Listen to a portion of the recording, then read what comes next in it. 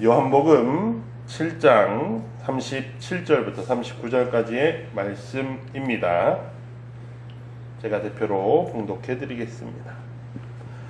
명절 끝날 곧 큰 날에 예수께서 서서 외쳐 이르시되 누구든지 목마르거든 내게로 와서 마시라.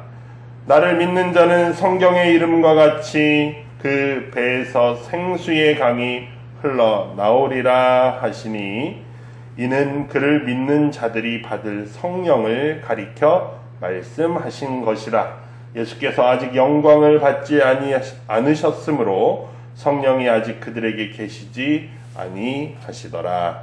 이 모든 말씀은 하나님의 말씀입니다. 하나님 감사합니다. 아멘. 감사합니다. 자리에 앉아 주십시오. 감사합니다. 아멘. 할렐루야. 아멘. 감사합니다. 오늘도 예배 자리에 나오신 여러분 모두를 주님의 이름으로 축복합니다. 어느덧 시간이 잘 흘러서 벌써 부활절 절기를 마치고 오늘 성령 강림절을 맞이합니다. 성령께서 우리의 삶 가운데 언제나 역사하시고 인도하시기를 주님의 이름으로 축복합니다. 지난주 저희는 예수님의 마지막 기도에 대해서 들었습니다. 체포당하시던 그 밤에도 주님은 자신을 위한 기도가 아니라 자신과 함께 있는 이들을 위하여 기도하셨습니다. 자신과 함께하던 그 소중한 제자들을 위해서 그들이 보존됨과 하나됨을 위해서 주님이 기도하셨어요. 이 기도는 근데 그 제자들뿐만이 아니라 그 제자들을 통해서 말씀을 믿게 되는 자들, 또 그 제자들을 통해서 말씀을 믿게 되는 자들, 그래서 우리에게까지 그 기도가 미치더라라는 거예요. 주님은 그래서 우리를 위하여 이미 미리 기도하셨습니다. 그래서 우리는 기도된 자들이다라고 제가 지난 시간에 말씀드렸어요. 그래서 은혜가 주님의 그 사랑이 우리보다 먼저 왔다라는 사실을 기억하시기를 바랍니다. 오늘은 그 말씀에서 한 걸음 더 나아가서 주님이 그렇게 기도하셨던 것이 오늘 말씀을 통해서 어떻게 이루어지게 되는가, 어떻게 하나됨이 이루어지는지, 그 힘이 어디에서 오는지를 요한복음 7장을 통해서 함께 나눠보려고 합니다. 요한복음 7장의 말씀은 사실 성령강림절에 많이 보시지 않은 구절일 겁니다. 보통은 우리가 사도행전의 본문들을 많이 보잖아요. 마가의 다락방의 본문을 많이 봅니다. 그런데 요한복음에서의 성령에 대한 이야기들은 전반적으로 나타나 있고 특별하게 오늘 요한복음 7장에서 먼저 이야기되어지고 있습니다. 요한복음에서 성령을 이야기하는 것은 초막절에서 시작합니다. 초막절은 6월절, 77절은 흔히 맥추절이라고 부르는 절기입니다. 이 77절과 함께 이스라엘의 3대 절기입니다. 3대 절기는 모든 성인 남성들이 하나님 앞에 예루살렘에 와서 제사해야 하는 절기였어요. 그래서 온 전국에 있는 사람들, 그리고 온 세계에 퍼져 있는 디아스포라 유대인들이 하나님 앞에 나와 제사하고 절기를 보내는 그 시간 중에 하나가 오늘 초막절입니다. 초막절은 그 사람들이 살고 있는 지붕 혹은 앞에 마당 어떤 공간에 초막, 텐트를 쳐놓습니다. 이 텐트를 쳐놓는 의미는 무엇을 상징하냐면 그들이 광야에서 살 때 우리가 이러한 텐트에서 살았다라는 거예요. 그래서 이 텐트에서 살 때 하나님이 광야에서 우리를 얼마나 어떻게 지키셨는가를 기억하고 나누는 절기입니다. 집도 없고 물도 없고 하나님이 공급하시는 것들로만 살아야 했던 그 시절을 기억하고 그 은혜를 기억하는 것입니다. 그래서 초막절에는 공식적인 행사가 있는데 하나는 밤에 큰 촛불을 밝혀놓고 빛을 바라보는 절기이고요. 그 의례이고요. 다른 하나 낮에는 제사장들이 실로암 연못에 내려가서 물을 풉니다. 그래서 물동이를 이렇게 가져다가 성전으로 올라와서 성전의 번제단에 이 쟁반들을 두고서 이 퍼온 물과 준비한 포도주를 함께 붓습니다. 그리고 이것이 쭉 흐르게끔 하는 그런 행사가 있어요. 물에 물 붓는 의식이라는 것이 있는데, 이것을 할 때 이 물을 길어서 제사장들이 가지고 올라갈 때 사람들이 따라서 성전에 오르면서 찬양하기도 합니다. 그래서 이 물을 부을 때 사람들이 환호하고 기뻐합니다. 그걸 매일 하고 7일째 되는 날에는 7번을 반복해서 하고, 짠 하고 이제 초막절의 가장 깊은 행사가 이제 끝나는 거죠. 근데 이제 그때의 사람들이 이 물을 붓는 것을 통해서 하나님께서 광야에서 바위를 쪼개어 우리 가운데 물을 주셨다라고 하는 상징, 그 은혜를 기억하는 것 하나, 또 그리고 이 지금 초막절이라는 것은 수장절, 그러니까 추수의 마지막 추수를 하는 절기와 겹쳐 있거든요.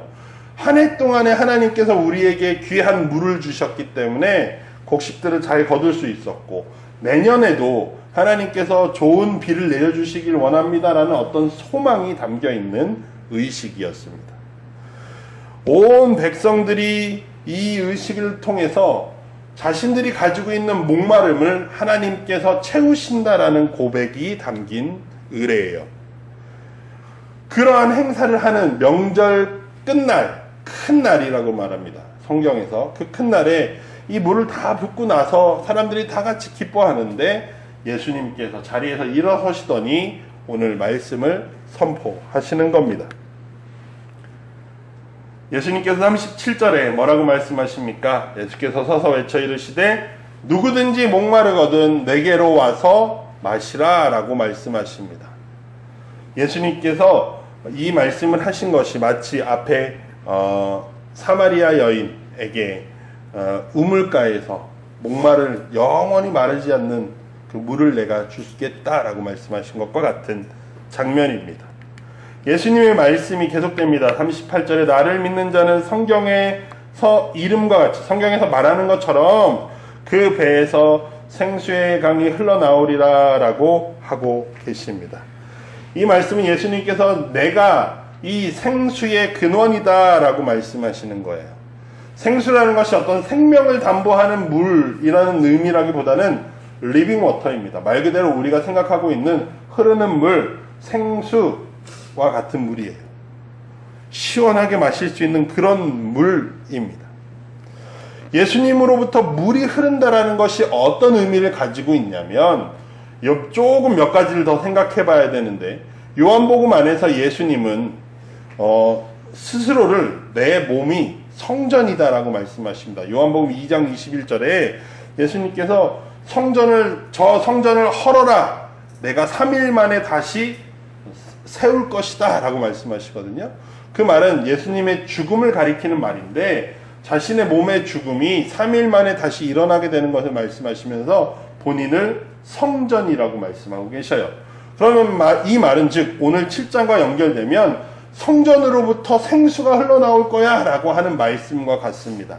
그런데 구약 성경의 전통 안에서 이스라엘 백성들은 성전에서 물이 흘러나온다고 라고 하면 딱 하나의 환상을 떠올립니다. 에스겔 선지자가 에스겔서 47장에 보시면 성전에서 물이 흘러나오는 환상을 보게 됩니다. 그 환상을 통해서 하나님께서 그에게 말씀하시는 것들이 있는데, 이 에스겔 선지자가 성전에서 물이 흐르는 이야기, 그리고 예수님께서 내가 성전이다라고 요한복음에서 말씀하시고, 오늘 지금 7장의 본문에서 성전으로부터 물이 흘러나올 거다라고 했던 이 말씀이, 에스겔 선지자의 말씀이 오늘 나에게로부터 응하여진다, 이루어지게 될 것이다 라고 하는 말씀으로 연결되어지는 거예요. 그러니까 이런 일련의 과정들을 통해서 우리는 생각해 보아야 하는 거예요. 예수님은 뭐라고 말씀하시는 거예요? 내가 생명의 물을 너희에게 주겠다라고 말씀하시는 겁니다. 그리고서 이 39절에 요한복음의 저자가 이렇게 정리합니다. 이는 그를 믿는 자들이 받을 성령을 가리켜 말씀하신 것이다. 예수께서 아직 영광받지 않으셨으므로 성령이 아직 그들에게 계시지 아니하시더라 라고 되어 있습니다. 요한복음의 저자는 예수 그리스도께서 말씀하신 나로부터 생명의 물 생수가 살아있는 물이 흘러나올 것이야 라고 말씀하신 그것, 에스겔 선지자의 환상에서 보았던 그 모든 온 땅과 바다를 살리는 그 물이 사실은 무엇을 말한다? 성령을 말하고 있는 거야 라고 요한복음의 저자가 이야기하고 있습니다. 그러고서 동시에 또 밑에 7장에서는 이 이야기가 아직이라고 이야기하고 있어요. 아직 성령이 오시지 않았다. 왜요? 예수께서 영광받지 않으셨기 때문이다 라고 말합니다. 요한복음에서 제가 지난 시간 말씀드렸다시피 영광이라는 것은 예수님께서 화려한 기적이나 능력을 보여주시는 것뿐만이 아니라 그분의 죽음과 순환과 그 이후에 일어나는 부활과 영광의 일들 모두를 영광이라고 표현한다고 말씀드렸어요. 즉 39절에서 하시는 말씀은 예수께서 아직 죽음과 부활이 완성되지 않았기 때문에 성령이 아직 오지 않았다라고 말합니다. 그래서 요한복음에서 성령은 20장에 가시면 성령을 예수님께서 수여하시는 장면이 나옵니다. 예수님이 부활하시고 난 이후에 그날 저녁에 제자들이 두려워서 문을 닫고 꽁꽁 숨어 있을 때 예수님이 벽을 통과해서 나타나십니다. 그리고 평화를 말씀하시고 난 이후에 20장 22절에서 제자들에게 성령을 받으라 라고 말씀하시면서 그들에게 생기를 불어넣듯이 이렇게 후 불어 말씀하십니다.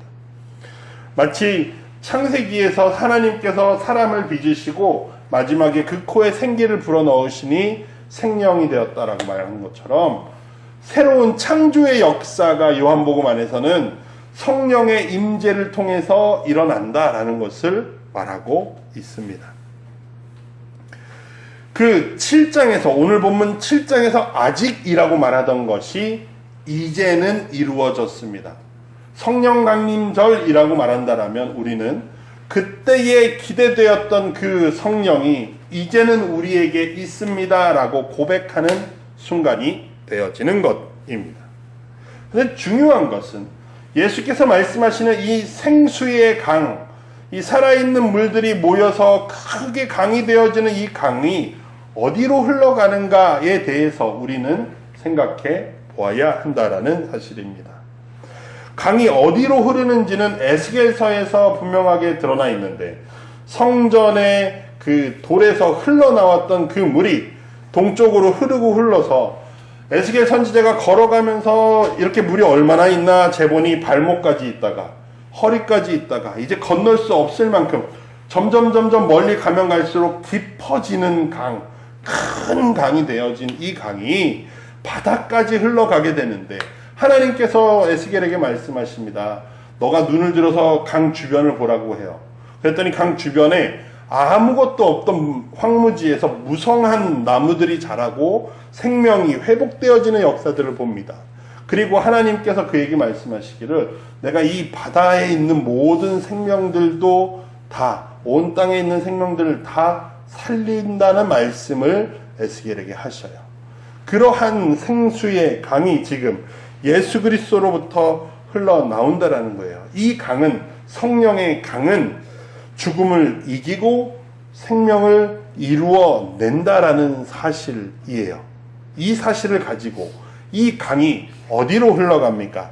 첫 번째는 우리가 그어놓은 경계와 울타리를 넘어서 흘러가게 됩니다. 오늘 우리가 읽었던 민수기 11장의 말씀은 모세가 이스라엘 백성들을 데리고 광야 가운데 있으면서 백성들이 또 불평합니다. 왜 불평해요? 먹을 게 없어. 목말라 죽겠어. 늘 불평합니다. 그러니까 모세가 하나님 나 이제 쟤네하고 못 있겠어요. 막 이렇게 불평합니다. 힘들다 그래요. 그랬더니 하나님께서 그러면 장로 70을 세워라. 너 대신 너와 함께 리더십을 발휘할 사람들 70을 세우라는 거예요. 그래서 하나님께 명단을 70명을 딱 세워서 70명의 사람들을 장막으로 모이라고 불렀습니다. 그런데 그 중에서 오늘 우리가 읽었던 엘닷과 메닷이라는 두 사람은 어떤 일이 있었는지 모르겠지만 명단에는 있으나 이 자리에 나오지는 못했어요. 그런데 하나님께서 그들에게 성령을 부으십니다. 장막에 모인 모든 장로들에게 성령이 막 임해서 그들이 막 성령의 역사를 일어나요. 뭐 방언을 하기도 하고 예언을 하기도 하고 막 역사가 일어나는데, 문제는 엘닷과 메닷은 아직 그 장막에 오지 않았고 자기 그 지파들의 그 장막에 있을 때 갑자기 예언하기 시작하는 거예요. 사람들이 너무나도 놀랍고 신기한 거죠. 그 소식을 모세에게 누군가 막 와서 전합니다. 그 소식을 듣자마자 여호수아가 뭐라고 말합니까? 저들이 예언하지 못하게 막아야 합니다, 모세라고 말해요. 왜요? 여호수아에게 중요했던 것 중에 하나는, 이 과정 중에 중요했던 것 중에 하나는 질서라는 거예요. 질서, 권위, 모세로부터 시작되는 권위, 모세로부터 이 백성들이 다스려지는, 그리고 그 리더십이 이 사람들에게 전달되어지는 것처럼 보여야 되는데, 거기에 참여하지도 않은 그 사람들에게 하나님의 능력이 나타나는 걸 누군가가 보게 되면, 출애굽 초기에 모세에게 반항했던 아론과 그의 누이처럼 그런 일들이 또 생기면 어떡하냐라는 거예요. 그런데 성령은 어떠하십니까? 모세는 어떻게 이야기해요? 29절에서 나를 위해서 시기하지 말아라. 여호와의 영은 모든 백성들에게 차라리 주어지는 게 합당하다라는 거예요. 그러면서 하나님의 일하심을 우리가 막을 수 없다라는 사실입니다. 성령은요, 우리가 정해놓은 방법, 우리가 그어놓은 경계선을 넘어서 일하시더라라는 사실이에요. 이것에서 성령은 우리의 경계를 넘어가십니다. 어디로 흘러가는가? 성령은 우리가 쌓아놓은 둑을 넘어서 하나님의 일을 이루어 가신다라는 놀라운 사실이에요. 두 번째, 이 성령의 강은 어디로 흘러갑니까? 이 경계를 넘어 흘러갔던 이 역사가 우리의 공동체 안에서 우리를 하나로 묶는 방향으로 흘러간다라는 사실입니다. 오늘 서신서 본문에서 고린도 교회가 그런 문제를 겪은 거예요. 성령의 은사로 인해서 각자가 여러 은사들을 발휘하게 되는데, 그 중에서 방언하는 사람들이 자신들이 우월하다라고 말하기 시작합니다. 성령의 은사는 모두가 성령을 통해서 각자 필요한 대로 나눠 가진 건데, 어떤 사람들은 우리가 우월하다라고 말하고 너는 열등하다라고 말하기 시작하는 거예요. 성령의 역사하심이 그들을 가르는, 분열하게 되는 방향으로 나아가게 그들이 받아들입니다. 그러니까 바울이 고린도 교회에게 말하는 것은, 성령은 분열을 위해 일하시는 분이 아니라, 오늘 12장 13절에 너희가 한 몸을 받았고 한 성령을 받았다. 이 말은 한 몸으로 세례를 받았다. 그리고 한 몸으로 성령을 마시게 하셨다. 이것은 세례와 성만찬에 대한 이야기로 보이는데, 바울은 우리 공동체가 한 성령으로부터 이루어져서 너는 유대인이고 나는 헬라인이고 너는 종이고 나는 자유인이야, 이런 거를 따지거나 나눌 것이 아니라 성령의 역사 가운데 성령은 우리를 하나로 묶으신다라는 사실이에요. 우리가 하나 된다라는 것은, 교회가, 공동체가, 우리 예수 공동체가 하나 된다라고 하는 그 사실은 우리가 함께 하고 싶어 했기 때문에 우리의 의지와 노력으로 하나 되는 것이 아니라 성령을 통해서 우리가 하나 되어진다라는 거예요. 한 성령을 마셨고 한 몸을 나누었기 때문이라는 거예요. 성령은 우리의 차이, 각자의 차이를 지워버리고 모두 하나로 모이세요라고 하시는 분이 아니라, 각자의 은사대로, 각자의 능력대로, 각자에게 원하시는 바대로 각자 그대로 하나로 모으신다라는 사실입니다. 예수께서 우리의 하나됨을 위해 기도하셨죠. 그 일이 어떻게 이루어지는지 오늘 본문에서 드러나는 거예요. 성령이 우리 가운데 계시기 때문에 우리를 하나 되게 하시고 교회를 보존하신다라는 사실이에요. 이 하나됨을 우리가 만들어내는 것이 아니라 어디로부터 온다고요? 성령의 강, 우리에게 흘러나오는 그 강으로부터 찾아온다라는 사실입니다. 세 번째, 이 성령의 강은 어디를 향해 흘러갑니까? 우리의 경계를 넘어서 역사하시고 우리를 하나로 묶으신 이 성령은 우리 안에만 머물지 않고 세상 끝으로 우리를 이끌어 가신다라는 사실입니다. 오늘 시편 본문에 주의 영을 보내셔서 그들을 창조하사 어디를 새롭게 하시냐면 온 지면을 새롭게 하신다라는 의미라는 거예요. 성령께서 태초에 하나님의 영이 수면을 운행하셨다라고 말합니다. 그것은 하나님께서 원하시는 에덴 동산 만들어야지 하는 그 부분에만 성령이 계신 게 아니라 온 지면을 하나님의 성령이 임하셨다라는 사실이에요. 지금 그 강이 흐른다라고 예수 그리스도께서 말씀하시는 것은 교회는, 요한복음의 저자가 말하는 교회는 결국 그 성령의 역사하심을 통해 흘러 온 지면으로 흘러간다라는 사실이에요. 성령의 강은 죽음의 자리를 살립니다. 그리고 끊어진 관계를 연결하고 상한 마음들을 돌보시고 생기를 잃어버린 세계들을 회복하신다라는 사실입니다. 우리 안에 계신 그 성령은 우리 안에서 고여있지 않는다라는 사실이에요. 우리가 그어놓은 경계를 넘어가시고 그 넘어가신 그 성령께서 우리를 하나로 묶으시고 또 세상을 향해 흘러간다라는 사실이에요. 그 근원이 어디예요? 누구예요? 예수 그리스도이고 우리는 그 통로의 역할을 맡았다라는 사실입니다. 그것이 교회의 역할이에요. 말씀을 조금 정리합니다. 예수께서 말씀하셨습니다. 누구든지 목마른 자들은 와서 마시라 라고 외치셨어요. 예수님의 초청은 이 초막절의 군중들을 향해서 주어졌지만 요한복음의 저자는 이것이 모든 이들을 위해서 주어졌다라고 말하고 있습니다. 예수 그리스도를 믿어 생명을 얻게 하기 위해서라고 했던 그의 그 복음서의 목적처럼 우리 모두를 그 생수의 강으로 초대하고 있다라는 사실이에요. 그 문은 언제나 열려 있었다라는 사실이에요. 그 중요한 사실은 우리는 그 열린 문으로 그 목마름의 생수를 마신 자들이라는 사실입니다. 2주 전 설교에서 성령에 대해서 말씀드렸습니다.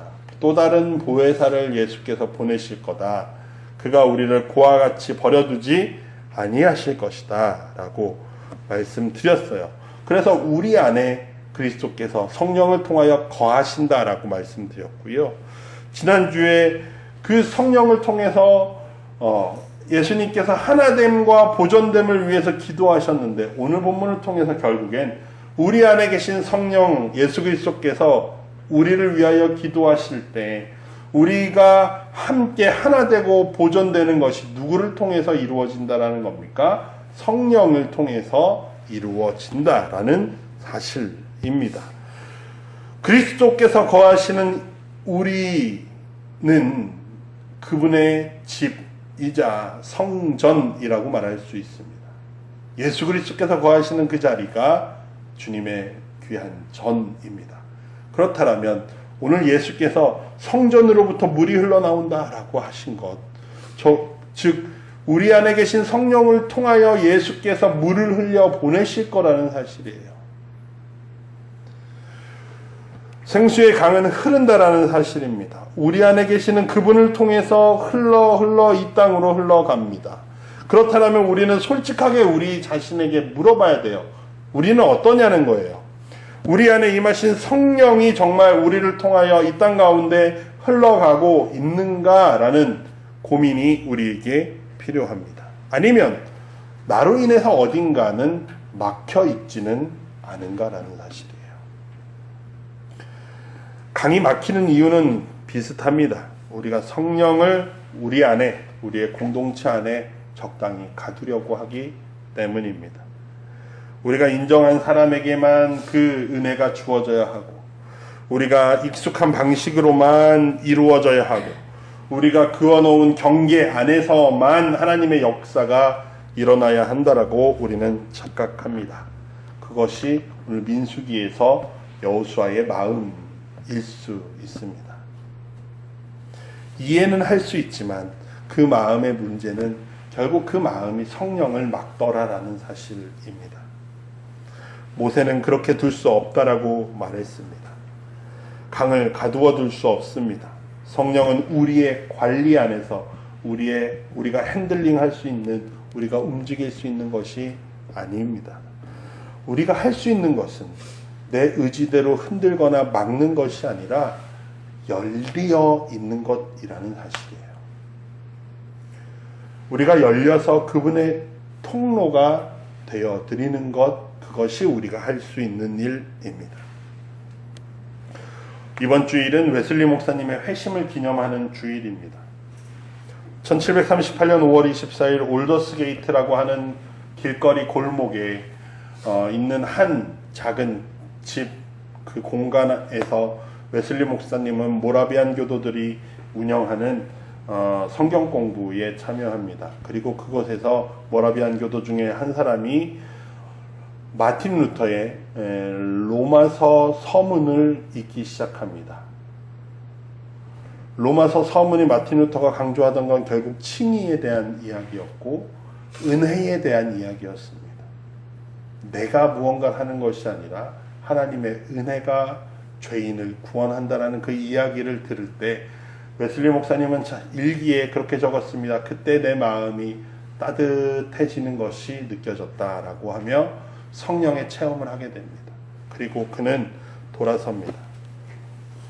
웨슬리 목사님이 회심 이전에는 어떻게 살았냐면 굉장히 철저하게 살았습니다.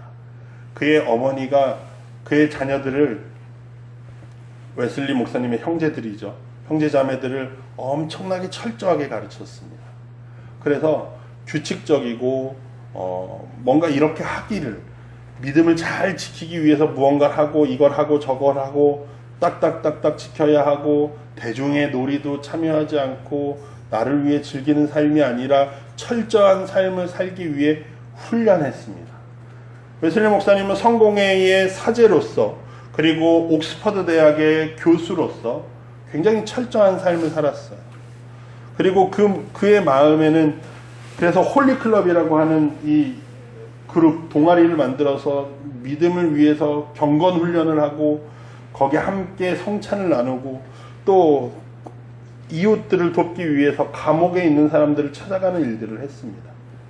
근데 그 일들이 뭐였냐면 다 훈련이라는 거예요.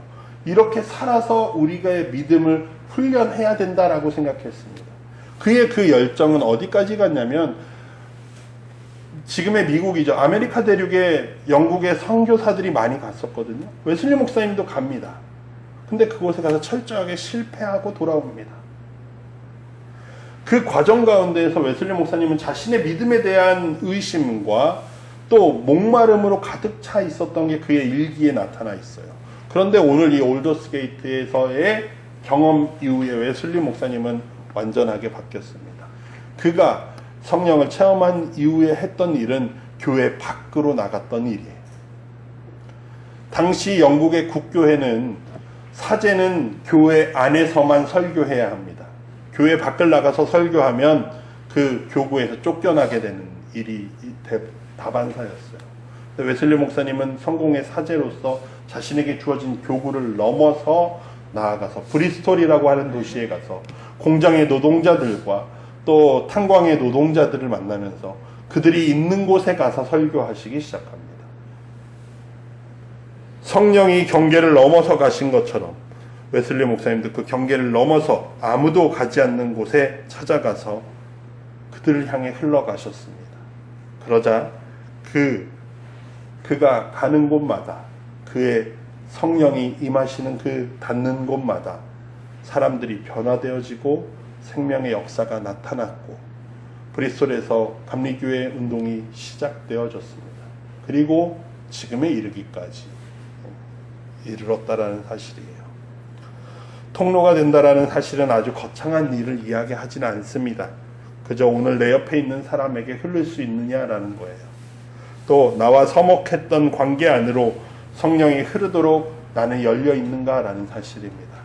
내가 한 번도 생각해 보지 않았던 사람에게, 내가 한 번도 가보지 않았던 그 자리에 가서 예수 그리스도의 그 은혜를, 그를 향한 사랑을 우리는 보여줄 수 있는가라는 사실입니다. 에스겔이 보았던 환상에서의 강의 시작은 아주 작은 물줄기였을 뿐입니다. 그러나 그 물줄기가 흐르고 흘러서 큰 바다와 온 땅을 적신다라는 사실이에요. 우리로부터 시작되는 우리의 안에 계신 그리스도로부터 시작되는 그 작은 물줄기는 큰 강을 이룰 것이고 하나님의 놀라운 생명을 살려내는 일들이 되기를 주님의 이름으로 축복합니다. 웨슬리 목사님은 말했습니다. 기독교는 고독한 종교가 아니다라고. 즉 교회는 혼자 믿고 혼자 구원받는 공간이 아니라 교회는 늘 세상을 향해서 사회적으로 열려있는 종교다라는 사실이에요. 성령은 우리를 홀로 두지 않으십니다. 예수께서 성령을 보내신 이유도 우리를 홀로 두지 않으시고 함께 계시게 하시고, 또한 성령은 우리가 그 성령과 나만 이렇게 있어야지가 아니라 성령께서 흘러가신다라는 사실입니다. 예수께서 흘러나온 생수가 우리를 통과해서 세상으로 흘러갑니다. 죽었던 것들이 살아나는 곳으로, 짠물이 생명의 단물로 바뀌는 그 순간으로 그 강은 멈추지 않고 흘러가게 될 것입니다. 그러한 생명의 역사의 통로가 될 수 있는 여러분이 되기를 축복합니다. 여러분이 가는 자리마다 생명이 일어나기를 주님의 이름으로 축복합니다. 그 무엇도 우리를 그 사랑에서 끊을 수 없으니 오늘도 주님이 주신 말씀을 통하여 붙잡고 한 주간을 살아가시는 여러분 되기를 주님의 이름으로 축복합니다. 우리 함께 우리에게 주어진 말씀을 붙잡고 우리 함께 다짐의 기도하겠습니다. 하나님 감사합니다. 오늘도 우리에게 말씀하시니 감사합니다. 예수 그리스도께서 내게로부터 생수가 나오니 그 생수를 목마른 자는 누구든지 마시라고 하셨습니다.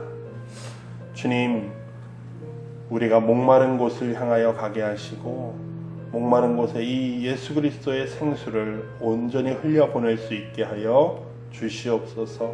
그래서 목마른 자들이 나와 주님을 만나게 하시고 주님을 바라보게 하시고 함께 생명의 공동체로 거듭나게 하여 주시옵소서. 우리들이 열려있게 하여 주시옵소서.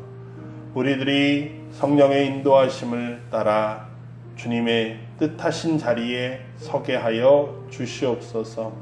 주님이 우리를 필요한 곳에 보내실 때 우리들 그곳에서 주님의 온전한 통로로 세워지게 하여 주시옵소서.